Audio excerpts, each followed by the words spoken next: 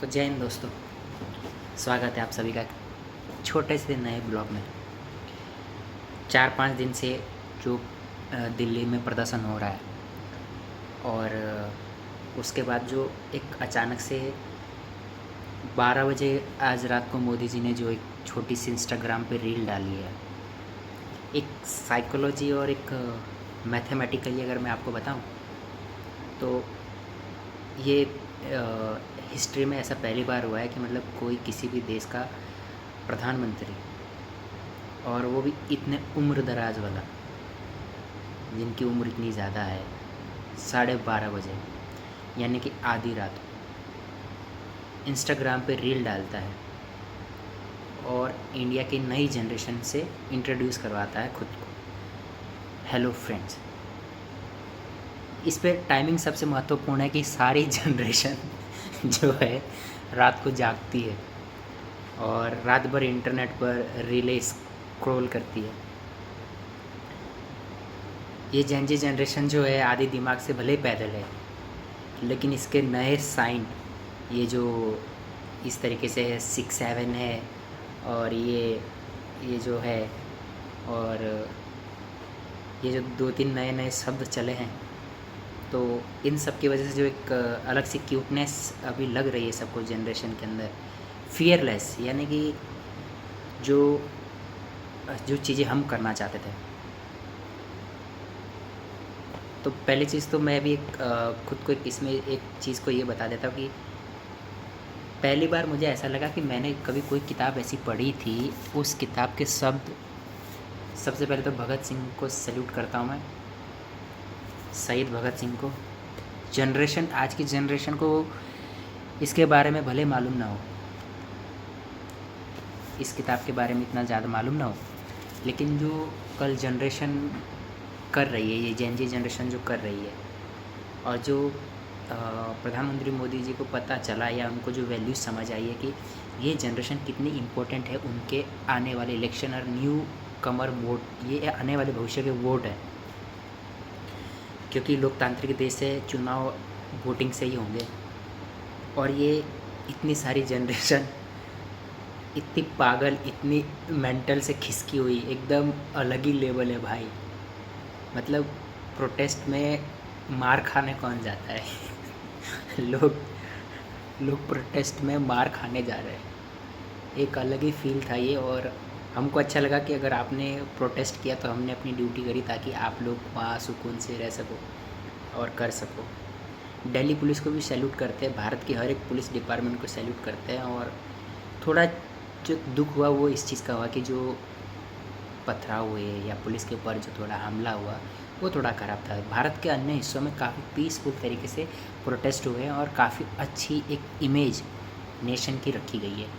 तो जो दिल्ली में जो हुआ वो थोड़ा चिंताजनक था, लेकिन मैं मानता हूँ कि इस किताब के उस हिस्से से मैं मानता हूँ कि भगत सिंह के उस हिस्से से मैं मानता हूँ कि उम्र के इस दौर पे अगर खून में गर्मी ना हो तो फिर वो खून में, और अच्छा है। अगर प्रोटेस्ट में लाठीचार्ज नहीं होते या थोड़ा बहुत नुकसान नहीं होता तो शायद सरकार इतना जल्दी सुनती नहीं।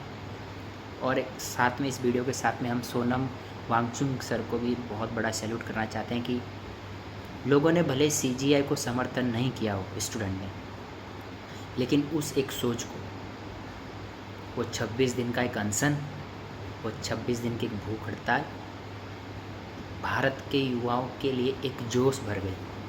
और ऐसे ही लोग होते हैं जो किसी न किसी तरीके से आपके बीच आते हैं और आपको एक नई ऊर्जा दे के जाते हैं। सोनम सर की हो सकता है कि पुराने वीडियोज़ या पुराने उनके रिकॉर्ड में वो कभी एंटी नेशनल भी हुए हो सकता है कि वो कभी गए थे, वो पाकिस्तान गए थे, चाइना से, हो सकता है उनका कोई रिलेशन हो।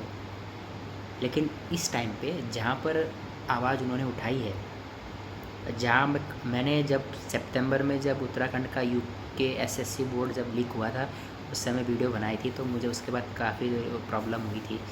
तो इस बार की जो एक ये डायरेक्ट सरकार से जो क्वेश्चन किया है जेनजी ने, ऐसा एक फेयरलेस यानी कि जस्ट एंजॉय। अगर आप इंस्टाग्राम की रीलें खोलो गाइस तो मतलब जेनजी जो है प्रोटेस्ट करने के लिए घर से इतना खुश होके जा रहा है, उसको पिटने का शौक़ हो रहा है उसको टैटू बनवाने का शौक़ हो रहा है। और इस तरह की साइन लैंग्वेज यूज़ कर रहा है पुलिस डिपार्टमेंट के साथ कि उनको भी समझ में नहीं आ रहा है कि इसको कैसे हम रिप्लाई करें या कैसे हैंडल्स करें। तो 2 चीज़ें जो मैं समझ रहा हूँ, मैं इसको अपना एक एनालाइज समझ के आपको बताता हूँ कि एक जनरेशन ये थी जिसने हमेशा खून खराबा देखा, गुलामी देखी, ठीक है, शहीद भगत सिंह, बहुत सारे लाखों हीरो, चंद्रशेखर आज़ाद, मंगल पांडे, ठीक है, राजगुरु, सुखदेव, अलग अलग अलग लोग। महात्मा गांधी जी बॉस रहे हैं इस प्रोटेस्ट के, आज़ादी के प्रोटेस्ट के, सुपर हीरो रहे हैं। लेकिन जो ज़मीन पे नया खून जो होता है, जिनके खून से अंग्रेज़ों को लगा कि हाँ अब हम यहाँ से जाना पड़ेगा हमको, तो ऐसे सुभाष चंद्र बोस, जिन्होंने गोलियाँ चलाई, जिन्होंने गोलियाँ खाई, क्योंकि किसी के खून की गर्मी जब सामने वाला देखता है तो बदलाव संभव होता है। और यही दिल्ली में हुआ कि जिस प्रकार से युवाओं ने अपने एक जोशील अंदाज में, इसको मैं खून की गर्मी नहीं कहूँगा, इसे मैं कहूँगा जोशील अंदाज में सरकारों से सवाल पूछे। प्रोटेस्ट में मार खाने के बाद भी वापस लोग आए। और ये जो अचानक से, हम समझते हैं कि हर हिस्से में ऐसा होता है कि जब कहीं कोई भीड़ इकट्ठी होती है तो उसमें कुछ असामाजिक तत्व भी घुस जाते हैं। लेकिन जब एक चीज़ सामने नज़र आया कि कैसे जेन ज़ीज़ इस चीज़ से को काफ़ी, अब देखिए 20-25 साल हो चुके हैं, 20वीं सदी को शुरू हुए 2000 के बाद। अगर देखा जाए तो 2000 के बाद चीज़ें बदली है, इंटरनेट बदला, समय बदला, रफ्तार बदली है। और चीज़ों के साथ साथ एज अ इंडियन जो मैं अब इस एनालाइज में महसूस कर रहा हूँ कि हमारे पेरेंट्स जो हैं, जो 1940 से, हम तीसरी पीढ़ी अभी चल रहे हैं, लगभग हम तीसरी या चौथी पीढ़ी पर हैं। तो हमारी पहली पीढ़ी जो पाकिस्तान और हिंदुस्तान बनने के दौरान जो थी, ये पहली पीढ़ी की बात मैं कर रहा हूँ, ठीक है। जो आज़ादी के टाइम पर पीढ़ियाँ जो थी, भगत सिंह जो ये 16-17 साल के तब तक थे, जो वो जनरेशन थी, वो आज 90 के आसपास की जनरेशन है। उनके बाद की जो जनरेशन है वो आज के टाइम पे 60 की जनरेशन है। और जो उसके बाद की जनरेशन वो 30 की है। और ये 30 के नीचे की जो जनरेशन है वो ये लगा लो कि 98 और 2000 के बाद की जो जनरेशन है वो जेन जी जनरेशन है, एकदम कूल। या 2005 के बाद की आप लगा लो। तो ये एक जो जनरेशन गैप पड़ गया है। पुलिस में जो भर्ती लोग हैं वो थोड़े बड़ी जनरेशन के, 35-45 के आसपास के।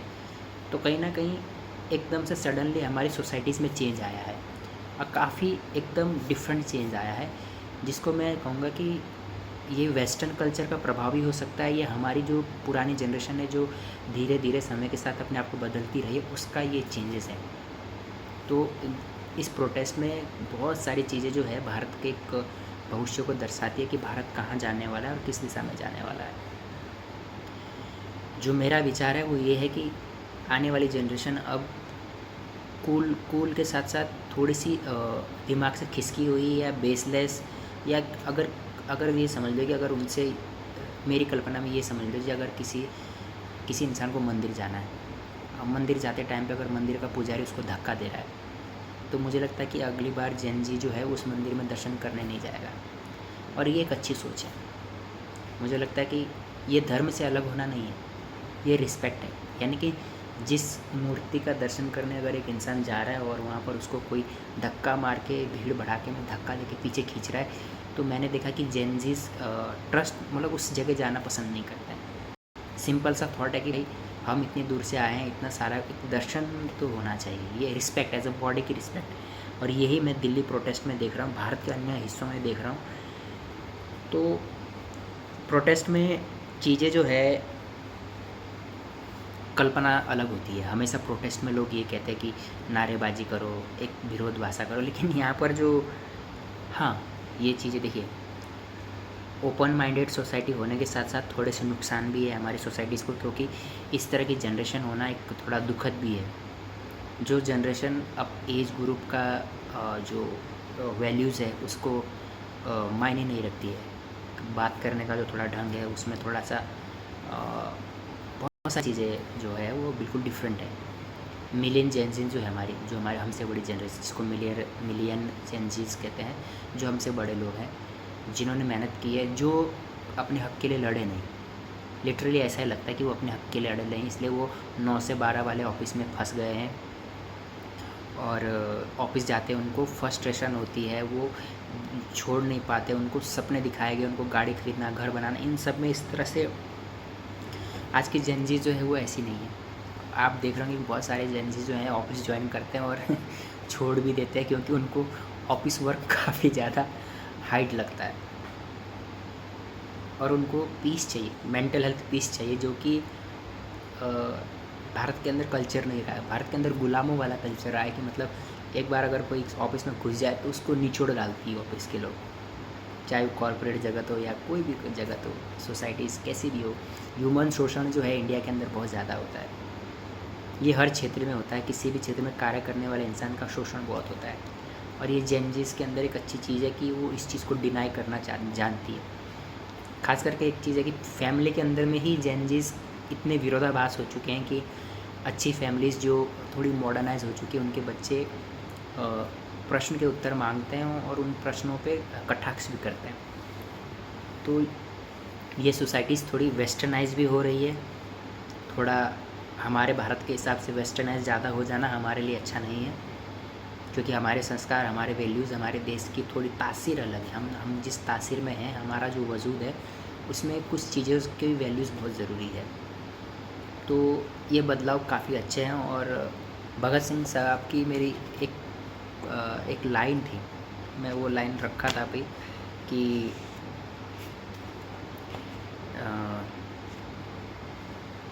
यहाँ लिखा है कि भले ही यह सच न हो कि मनुष्य निष्कलंक पैदा हुआ और पाप में सन गया, लेकिन यह निश्चित रूप से सच है कि सरकार का जन्म आक्रामकता से और आक्रामकता के द्वारा हुआ है, यानी कि हुआ है, करप्शन से हुआ है, इन सब चीज़ों से हुआ है। और इन सब चीज़ों की वजह से ही सरकारें बनती है कि कहीं कुछ भी झूठ घोटाले। और एक चीज़ और, शिक्षा का जो महत्व भारत के लिए अभी बहुत ज़रूरी है, वो है सबसे पहले शिक्षा में परिवर्तन करना।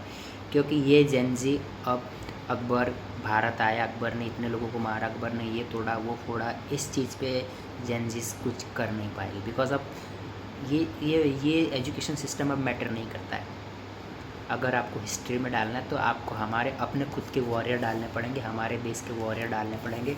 श्री श्री छत्रपति शिवाजी महाराज डालना पड़ेगा, तानाजी को डालना पड़ेगा, आपको मालूसराय को डालना पड़ेगा, आपको अहिल्याबाई को डालना पड़ेगा, आपको भारत के अन्य हिस्सों से भारत के जन्मे हुए उन योद्धाओं को डालना पड़ेगा जो हमारी वैल्यूज़ के साथ साथ हमारे मॉरल को और हमारे देश की माटी की रक्षा करते हैं। भगत सिंह जैसे लोगों के अलग से चैप्टर और भगत सिंह जैसी एक थ्योरी, एक विचारधारा को फिर से जन्म देना पड़ेगा इस देश में। अदरवाइज़ ये जेनजीस बिल्कुल भी एक डिफरेंट वे में चली जाएगी और इसको आने वाले जन्मे के लिए थोड़ा मुश्किल होएगी। क्योंकि ये हमारी जेनजीस ऐसी नहीं कि पूरी दुनिया के क्षेत्र में इस तरह के परिवर्तन होते हैं। वेस्टर्न जो है हमसे काफ़ी ज़्यादा आगे है, तो उनकी सोसाइटीज़ में ये चेंजेस बहुत पहले से ही है। जैसे यूएस में कि कम एज में बच्चे फैमिली छोड़ जाते हैं, फैशन चेंजेस हो रहे हैं और उनके थॉट चेंज हो रहे हैं। बट एज अ इंडिया में ये अभी जस्ट आप ये समझिए कि 5 से 10 साल के बीच, 15 से 2015 के बाद में ये माइंडसेट चेंज होने लगा, जहाँ पर बच्चों को मारते नहीं हैं स्कूल में जिन बच्चों को स्कूल में मार नहीं पड़ी, उनको लठ खाने में दिल्ली में प्रोटेस्ट में बहुत मज़ा आ रहा है। उनको लग रहा है कितनी कूल चीज़ है। लेकिन जो हमारे जैसे लोग हैं जिन्होंने घर से लेकर स्कूल तक इतनी मार खाई है, तो हमें तो पता है कि भाई मार क्या चीज़ होती है।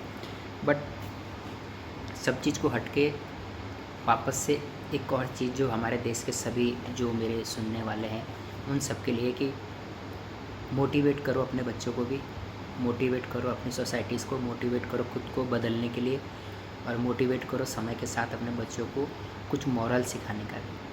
प्रोटेस्ट में बहुत सारे लोगों की जो लैंग्वेज थी काफ़ी ऐसी थी कि अभद्र समझ लीजिए, वेस्टलेस और तरीका बात करने का बिल्कुल अलग। ये सोसाइटीज़ का फ़र्क होता है, बदलती हुई सोसाइटीज़ का ये फ़र्क है। और सोनम सर ने जो किया है उस आग को अब बुझना नहीं चाहिए जब तक सिस्टम। और एक चीज़ है कि जब तक चीज़ें देश के हित में, तब तक समर्थन करना चाहिए।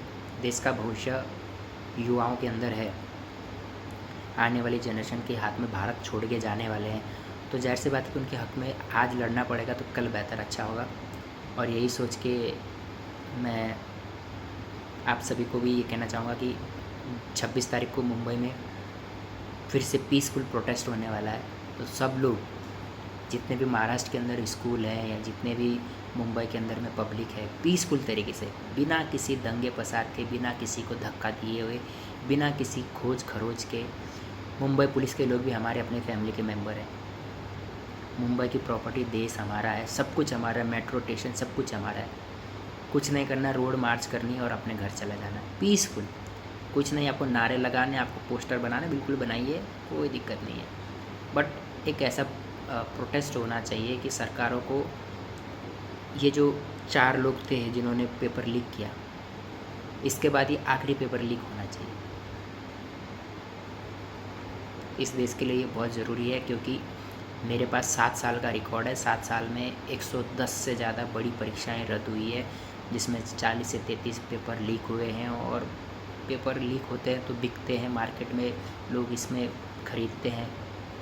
अयोग्य इंसान उस योग्यता को प्राप्त कर लेता है जो इंसान मेहनत करके उस चीज़ को नहीं पा सकता है। तो बच्चों के अंदर, ख़ास करके जब बच्चों के अंदर सिस्टम से, इस जनरेशन के अंदर अगर सिस्टम के अंदर हो रहे करप्शन को लेके एक थोड़ा सा अलग सा माइंड सेट बैठ गया, तो मुझे लगता है कि आने वाली जनरेशन एजुकेशन को लेके भी ज़्यादा मोटिव नहीं रहेगी। आज की जनरेशन को इंटरनेट इतना अच्छा मिल गया है, रातों रात फेम मिल जाती है, सडनली एक वीडियोस पे किसी को बहुत सारे फेम मिल जाती है। तो ये ट्रेंड चल रहा है और ये हर एक इंसान के पास नहीं है। तो अगर बेसिकली देखा जाए तो ट्रेंड से बाहर निकल के देश को देखना चाहिए। ये एक रात की फेम ज़्यादा दिन चलती नहीं है और उसमें कुछ खास चीज़ें नहीं होती। कम लोगों को ये वैल्यूज़ मिल के वो संभाल पाते, वरना यहाँ पर इंडिया के लिए गोल्ड मेडलिस्ट लाने वाले हमारे इंडिया के लाखों एथलीट्स, सही उनको सुविधा नहीं मिलने के कारण वो बेचारे मजदूरी करते हैं। और ये दुर्भाग्य है हमारे देश का कि ऐसे सिस्टम में लोग बैठे रहते हैं कि इस तरह की ज़िंदगी जीनी पड़ती है। तो चलिए, फिर से जर्नलिस्ट को, सारे जर्नलिस्ट को हम प्रणाम करते हैं और वंदे मातरम, भारत माता की जय। और आपके प्रोटेस्ट में शिक्षा के लिए बदलाव हो, इसके लिए हम आपके साथ हैं। बस हमारा सीजिया को कोई समर्थन नहीं, कभी भी कोई समर्थन नहीं है, और सिर्फ प्रोटेस्ट है आपके लिए। और रिज़ाइन करें धर्मेंद्र प्रधान। जय हिंद।